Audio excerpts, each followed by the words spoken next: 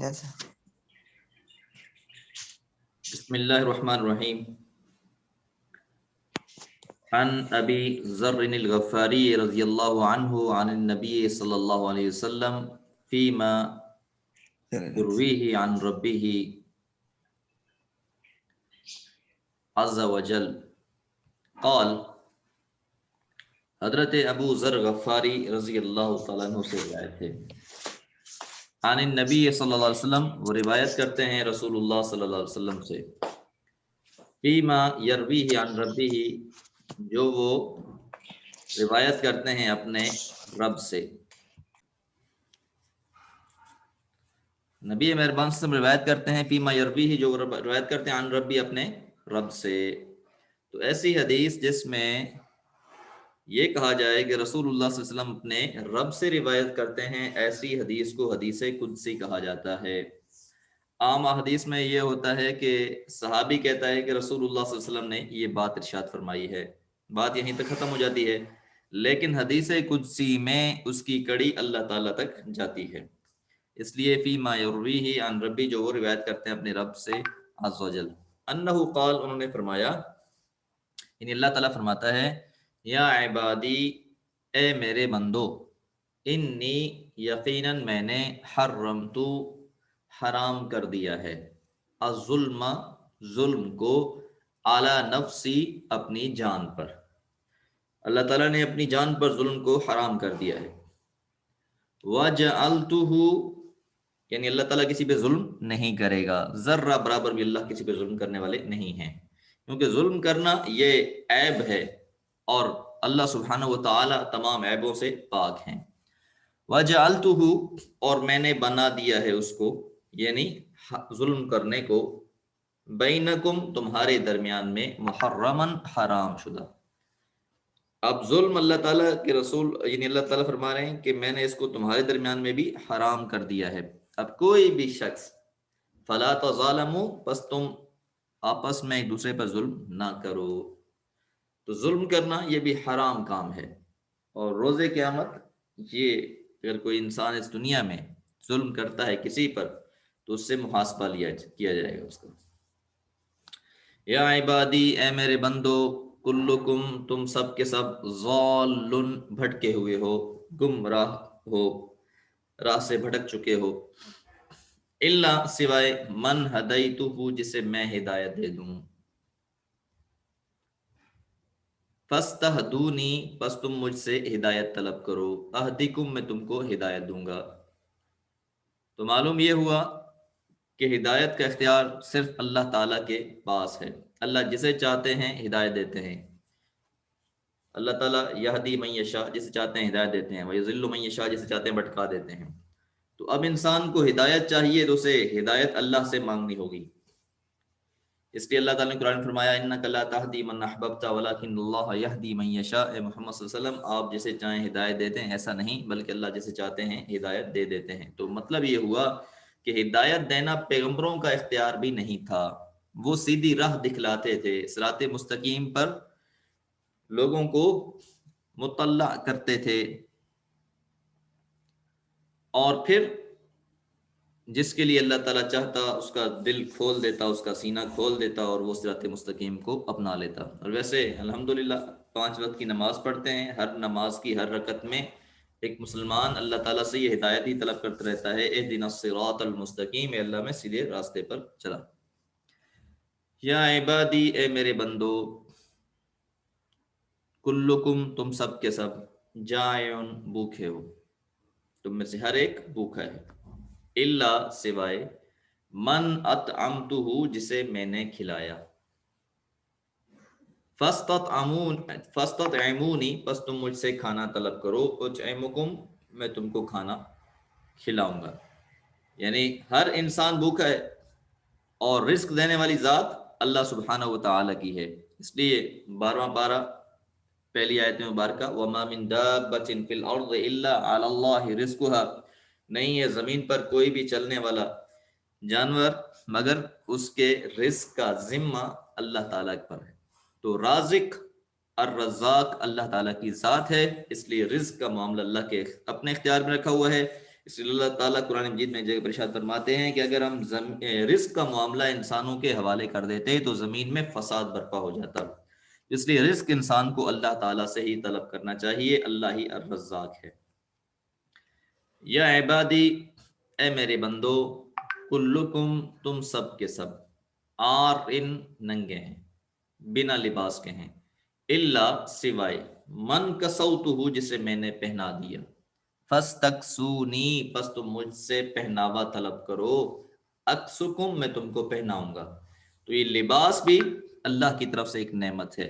اس لیے جب انسان نیا لباس پہنے خاص طور پر، تو اس کے لیے تو اللہ کے رسول نے یہ دعا بھی سکھلائی ہے کہ اس دعا کو انسان پڑھے اور اللہ تعالیٰ کا شکر ادا کرے کہ اللہ تعالیٰ نے اس کو یہ لباس دیا ہے۔ یا عبادی، اے میرے بندو، انکم، یقیناً تم لوگ، تخطئون، خطائیں کرتے ہو، اخطا یخطئو سے، تخطئون، تم خطائیں کرتے ہو، باللیل، رات میں بھی، والنہاری، اور دن میں بھی۔ انسان کی فطرت میں یہ ہے کہ انسان سے غلطی ہوتی ہے، خطائیں ہو جاتی ہیں۔ اس لیے ایک حدیث مبارکہ میں آتا ہے کہ رسول اللہ صلی اللہ علیہ وسلم نے فرمایا کہ اللہ تعالیٰ فرماتے ہیں، وہ بھی حدیث قدسی ہے، کہ اگر روئے زمین پر تم لوگ گناہ کرنا چھوڑ دو تو اللہ تعالیٰ تم سب کو ہلاک کر دے، اور پھر تمہاری جگہ پر ان لوگوں کو پیدا کرے کہ جن سے خطائیں ہوں، اور پھر خطا کرنے کے بعد وہ اللہ سے معافی مانگے اپنے گناہوں کی۔ تو بہرحال انسان کی یہ طبیعت مزاج میں ہے کہ انسان سے خطا ہو جاتی ہے، لیکن جب خطا ہوگی تو اس کے بعد انسان نے کیا کرنا ہے، وَأَنَا أَغْفِرُ الذُّنُوبَ، اور میں گناہوں کو بخشنے والا ہوں، جمیعا، سب کے سب۔ کتنا بھی بڑا گناہ ہے، اللہ کی ذات سبحانہ و تعالیٰ اس گناہ کو بخشنے والی ہے۔ اب کیا کرو، فَاسْتَغْفِرُونِی، پس مجھ سے بخشش مانگو، مجھ سے استغفار کرو، اغفر لکم، تو میں تمہارے گناہوں کو بخش دوں گا، گناہوں کی بخشش مجھ سے طلب کرو۔ تو والواحد ذات اللہ سبحانہ و تعالیٰ کی ہی ہے جو انسان کے گناہوں کو بخشنے والی ہے۔ اس لیے رسول اللہ صلی اللہ علیہ وسلم نے ایک حدیث مبارکہ میں آتا ہے کہ آپ نے فرمایا کہ میں دن میں 70 بار استغفار کرتا ہوں، اور ایک حدیث مبارکہ میں آتا ہے کہ میں دن میں 100 بار استغفار کرتا ہوں۔ یہ امت کو سکھلانا مقصود ہے کہ ان امت سے، عام انسانوں سے تو خطائیں اور غلطیاں زیادہ ہونی ہیں، تو وہ بھی کثرت سے استغفار کرتے رہا کریں۔ یا عبادی، اے میرے بندو، انکم، یقیناً تم لوگ، لن تبلغو، ہرگز نہیں پہنچا سکتے، ضری، مجھے نقصان، نقصان، ضری، میرا نقصان، فتضرونی، پس تم پہنچاؤ مجھے نقصان، یعنی تم اگر کوئی نقصان مجھے پہنچا سکتے ہو تو پہنچا کے دیکھ لو۔ ولن تبلغو، اور تم ہرگز نہیں نفع پہنچا سکتے، ولن تبلغو، اور ہرگز تم نہیں پہنچا سکتے، نفعی، میرا نفع، فتنفعونی، پس مجھے تم نفع پہنچاؤ، یعنی نہ تم مجھے نقصان پہنچا سکتے ہو، نہ مجھے کوئی فائدہ پہنچا سکتے ہو، کیونکہ انسانوں کا اختیار ہی نہیں ہے، اور انسانوں کی کیا اوقات ہے کہ وہ رب العالمین کو کوئی فائدہ پہنچائیں یا کوئی نقصان پہنچائیں۔ ہاں، جو انسان سمجھ بیٹھتے ہیں، کچھ ان کی غلط فہمیاں ہوتی ہیں کہ شاید ہم عبادت کرتے ہیں، اللہ تعالیٰ کی بندگی کرتے ہیں، تو شاید کوئی کام کرتے ہیں، یہ کوئی بڑا ہمارا کارنامہ ہے، یا کوئی شخص اللہ کا انکار کر بیٹھتا ہے، کفر کر بیٹھتا ہے، تو وہ سمجھتا ہے کہ شاید میں نے بہت کچھ بگاڑ لیا ہے، تو ایسی کوئی بات نہیں ہے، اس کی وضاحت آگے حدیث میں آ رہی ہے۔ اس نے فرمایا، یا عبادی، اے میرے بندو، لو ان اولکم، اگر تمہارے، یقیناً تمہارے پہلے والے، یعنی حضرت آدم علیہ الصلوۃ والسلام سے جب سے انسانیت کی ابتدا ہوئی ہے، اس زمانے سے بات شروع ہو رہی ہے، وآخرکم، اور تمہارے بعد والے بھی، یعنی تمہارے بعد جس دور میں بھی جو انسان پڑھ رہا ہے، اس سے بعد والے، یعنی تا قیامت آنے والے جو لوگ ہیں وہ بھی، وانسکم، تم میں سے انسان بھی، وجنکم، اور تم میں سے جن بھی، یعنی جتنے بھی انسان اور جن ہیں، اگلے اور پچھلے ہیں، کانو اعلی اتقى قلب، ہو جاتے اگر یہ اعلی اتقى قلب، ایک متقی قلب کی مانند، رجل واحد، کسی ایک شخص کا، منکم، تم میں سے، یعنی کسی ایک جو تم میں سب سے زیادہ، انسانوں کی تاریخ میں جو سب سے زیادہ متقی انسان ہے، جو سب سے زیادہ اللہ کا خوف رکھنے والا ہے، تمام کے تمام انسان اور جن، اگلے اور پچھلے، اس انسان کی مانند ہو جائیں، سبھی نیکوکار، اعلیٰ درجے کے متقی، انبیاء کی طرح، ما زادہ، نہیں بڑھایا ذالکا اس نے فی ملکی میری بادشاہت میں شیئا کچھ بھی، ذرہ بھی، یعنی کہ تمام کے تمام انسان نیک صالحین اور اتقا قسم کے ہو جائیں تو پھر بھی ان کی عبادت بندگی ریاضت سے اللہ تعالیٰ کی بادشاہت میں ذرے کا بھی اضافہ نہیں ہونے لگا، کچھ بھی اضافہ نہیں ہونے لگا۔ یا عبادی، اے میرے بندو، اس لیے جن لوگوں کو یہ وہم ہے، یہ گمان ہے کہ ہم تو بڑے نمازی ہیں، ہم تو بڑا صدقہ خیرات کرتے ہیں، ہم تو بڑی باتیں اور ریاستیں کرتے ہیں، تو جو اس خوش فہمی میں مبتلا ہے اسے اس خوش فہمی کو دل سے نکال دینا چاہیے، بلکہ تصور یہ لانا چاہیے کہ اگر میں کوئی نیکی کر رہا ہوں تو محض میرے رب کا مجھ پر احسان ہے کہ اس نے مجھے توفیق دی ہے، اس کا فضل ہے مجھ پر کہ اس کے فضل سے میں یہ عبادت کر رہا ہوں، ورنہ میں کس اوقات، کس مطلب میری کیا اوقات یا میری کیا حقیقت۔ یا عبادی، اے میرے بندو، لو ان اولکم، اگر تمہارے پہلے والے، و آخرکم اور آخر والے، و انسکم تم میں سے انسان، و جنکم اور جن بھی، کانو ہوتے، علی افجر قلب رجل، ایک انتہائی بدبخت انسان کے دل کی مانند، واحد منکم جو تم میں سے ہو،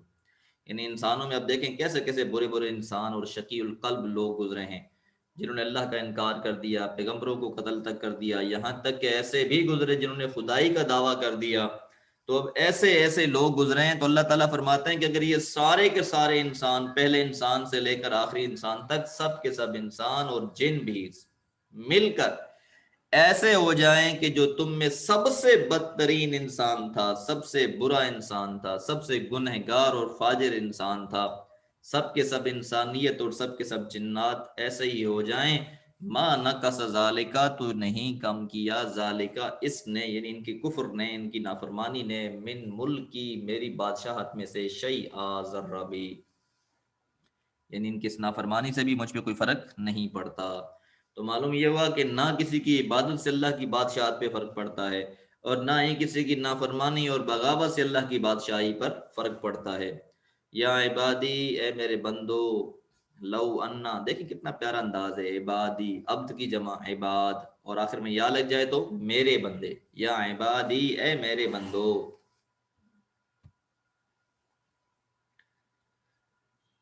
لو ان اولکم، اگر، ان یقیناً، اولکم تمہارے پہلے والے،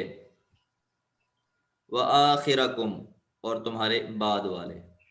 وانسکم اور تم میں سے انسان، وجنکم اور تم میں سے جن، قاموا کھڑے ہو جائیں، فی سعید واحد، سعید کہتے ہیں میدان کو، فی سعید واحد ایک میدان میں، ایک گراؤنڈ پہ کھڑے ہو جائیں، فسألوا پھر وہ سوال کریں مجھ سے مانگیں، فأعطیت پس میں نے دیا،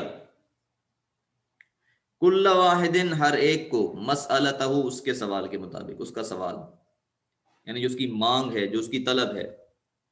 ہر انسان کو اس کی مانگ کے مطابق میں دے دوں۔ اور دیکھیں کوئی ایک انسان نہیں مانگ رہا، دو نہیں مانگ رہے، بلکہ پہلے انسان سے لے کر آخری انسان تک سب کے سب انسانوں کو ایک میدان میں جمع کر دیا گیا ہے، اور سب جنوں کو اس میدان میں جمع کر دیا گیا ہے، اور سب کے سب اللہ تعالیٰ سے مانگ رہے ہیں۔ یہ اللہ تعالیٰ کی ذات ہے نا کہ سب ایک وقت میں بھی مانگے تو وہ سننے پر قادر ہے۔ تو فرمایا کہ اگر ہر ایک مجھ سے مانگے اور ہر ایک کی مانگ کے مطابق میں اسے عطا کر دوں، ما نقص ذالک، نہیں کم کرے گا یہ، یعنی میرا عطا کر دینا ان سب کو ان کی خواہشات کے مطابق۔ اب ایک انسان کی کتنی بڑی خواہشات ہوتی ہیں اور کیسی کیسی خواہشات ہوتی ہیں، تو ہر انسان کی ہر خواہش پوری کر دی جائے، ما نقص ذالک نہیں کم کیا، ذالک اس نے، مما عندی جو میرے پاس ہے، یعنی جو میری بادشاہت ہے اس میں سے کم نہیں ہوگا، الا سوائے، کما ینقص المخیت، جیسے کہ ینقص کم کر دے گی، المخیت سوئی، اذا ادخل البحر جب اسے داخل کیا جائے سمندر میں، یعنی اگر ایک سوئی کو سمندر میں ڈال کر نکال لیا جائے تو سمندر پہ جو فرق پڑے گا، شاید کوئی کہے کہ جی کچھ نہ کچھ تو پڑ ہی جائے گا، کیونکہ سمندر میں جب اس نے سوئی ڈال کر باہر نکالی تو کچھ نہ کچھ پانی سوئی پر لگا رہ گیا، کچھ تری رہ گئی، تو اس میں تو شاید پھر بھی ممکن ہے کہ کوئی کمی کسی اعتبار سے کاؤنٹ کر لی جائے، لیکن اللہ کی بادشاہت میں اتنی کمی بھی واقع نہیں ہوتی۔ سبحان اللہ۔ یا عبادی، اے میرے بندو، انما یقیناً ہی اعمالکم، یہ تمہارے اعمال ہیں، احصیہا، میں اسے گن رہا ہوں، شمار کر رہا ہوں، لکم، تمہارے لیے، یعنی جو بھی تم نیکیاں کر رہے ہو تمہارے لیے کاؤنٹ ہو رہی ہیں، جو بھی تم گناہ کر رہے ہو تمہارے لیے لکھے جا رہے ہیں۔ کرامن کاتبین، فرشتے ہیں دو لکھنے والے، دائیں ہاتھ جانب بھی فرشتہ ہے، بائیں بھی، تو تمہارے اعمال لکھے جا رہا ہے اللہ تعالیٰ۔ اللہ تعالیٰ ان اعمال کا ایک ایک اعمال، جو چھوٹی سی چھوٹی نیکی ہے تمہاری، تم نے راستے سے تکلیف دہ چیز، پتھر ہے، کنکر ہے، کوئی چیز ہے، کوئی کانٹا ہے، آپ نے وہاں سے ہٹا دیا، نیکی کی آپ نے۔ یہاں تک حدیث مبارکہ میں آتا ہے کہ کوئی شخص اپنے کھیت میں فصل اگانے کے لیے دانے ڈال دیتا ہے، اب کوئی ایک پرندہ، کوئی چیونٹی وہاں سے ایک دانہ اٹھا کر لے جاتی ہے، کھا لیتا ہے۔ اب اللہ تعالیٰ روز قیامت اس انسان کو، حالانکہ اس کی نیت نہیں تھی، لیکن کیونکہ اس کے مال میں سے جو اس کی ملکیت تھی، ایک پرندے نے ایک دانہ کھا لیا ہے، روز قیامت اللہ تعالیٰ اس دانے کا بھی اس کو اجر دے گا، اللہ تعالیٰ بدلہ دے گا۔ اس لیے فرمایا ثم، پھر وفیکم، میں تم کو پورا پورا بدلہ دوں گا، ایہا، ان کا، یہ تمہارے جو اعمال ان کا میں پورا پورا بدلہ دوں گا۔ اور پورا بدلہ بھی کیسے؟ اللہ تعالیٰ ان اعمال کا کئی گناہ بڑھا کر اجر دے گا۔ اس لیے اللہ کے سنت فرمایا جب تم میں سے کوئی نیکی کرتا ہے تو اللہ تعالیٰ اس نیکی کو پالتا ہے، بڑا کرتا ہے، جس طرح تم ایک بھیڑ کے بچے کو لے کر پالتے ہو، اسے جوان کرتے ہو، تو روز قیامت اللہ تعالیٰ تمہاری نیکیوں کو پال کر، جوان کر کے تمہیں عطا کرے گا۔ اس لیے فرمایا فمن وجدہ، پس جس نے پایا، خیرن، بھلائی، روز قیامت اب اس کو بھلائی مل گئی۔ بھلائی کیا ہے؟ ومن زحزح عن النار وادخل الجنہ، جسے جہنم سے بچا لیا گیا اور جنت میں داخل کر دیا گیا، تو ایسا شخص کامیاب ہو گیا، ایسے شخص نے خیر اور بھلائی پا لی۔ فلیحمد اللہ، پس اسے چاہیے کہ وہ اللہ کی حمد بیان کرے، اللہ کی تعریف بیان کرے، اللہ کی تعریف بیان کرے۔ کیوں تعریف بیان کرے؟ کہ اس نے خیر پا لیا ہے، اور خیر پا لیا ہے تو محض اللہ کا فضل ہے۔ وَمَن وَجَدَ غَيْرَ ذَلِكَ، اور جو پائے اس کے علاوہ، یعنی خیر کے علاوہ، اور خیر کے علاوہ کیا ہوتا ہے؟ شر ہوتا ہے، اور شر کیا ہے؟ جہنم ہے۔ تو جو شخص بھی اس خیر کے علاوہ شر کو پائے، فَلَا يَلُومَنَّ، پس وہ نہ ملامت کرے، إِلَّا نَفْسَهُ، مگر اپنے ہی نفس کو، کہ اب جو کیونکہ اس نے خیر نہیں پایا، شر پایا، اس کا ٹھکانہ جنت کے بجائے جہنم ہو گیا، اللہ کی رضا کے بجائے ناراضگی مول لے لی اس شخص نے، فلا یلومن، پس وہ ہرگز ملامت نہ کرے، الا نفسہ، مگر اپنی ہی ذات کو، اپنے ہی نفس کو، کیونکہ اس کے اپنی نفس کی شرارتوں کی وجہ سے، اپنے نفس کی اطاعت اور فرما برداری کی وجہ سے وہ شخص ناکام ہو گیا، اور اس نے اللہ کی بندگی اور رسول کی اطاعت نہیں کی۔ تو یہ تھا ہمارا آج کا سبق، حدیث نمبر 24، حدیث قدسی۔ اس پر اللہ تعالیٰ سے دعا ہے کہ اللہ تعالیٰ ہمیں عمل کرنے کی توفیق عطا فرمائے۔